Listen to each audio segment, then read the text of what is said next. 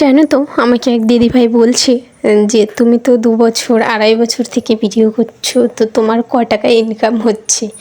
আমি তাকে একটাই উত্তর দিয়েছি, দেখো দিদিভাই, আমি কিন্তু টাকার জন্য ভিডিও করছি না, আমার ভালো লাগে, জাস্ট টাইমটাও কাটে, জাস্ট এডিটিং বলো, যে যে রান্নাটা করি সেইটা মানে টাইমটা মানে এখানেও দেওয়া হয়, তারপরে ভিডিওতেও দেওয়া হয়, তারপর মনে করো একটু শ্যুট নেওয়া, বাস মনে হয় না আমি কিছু করছি, ব্যস্ততার মধ্যে আছি।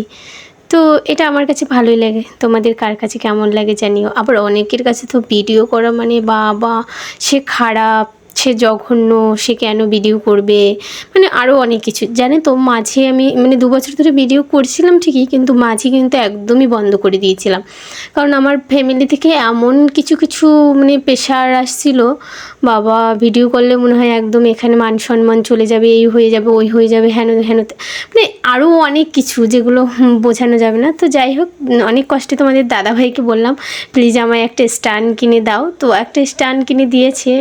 এবার থেকে চাইছি যে তোমাদেরকে রেগুলারই ভিডিও দেবো, বাট তোমরা আমার পাশে থেকেও ভালোবেসো, আগের মতো কমেন্ট করো প্লিজ। প্রায় 2 বছর পরে আবার আমি ভিডিও করতে এসেছি, আমার ভীষণ ভালো লাগে ভিডিওর মধ্যে থাকতে, তোমাদের সাথে কথা বলতে, আমার লাইফটা শেয়ার করতে, জাস্ট এটাই। টাকার প্রশ্নটা আসেই না, আমার ভালো লাগার কাজ থেকে আমি কাজটা করি। তো প্লিজ তোমরা পাশে থেকো, আমাকে একটু মানে ভালোবেসো, এটাই।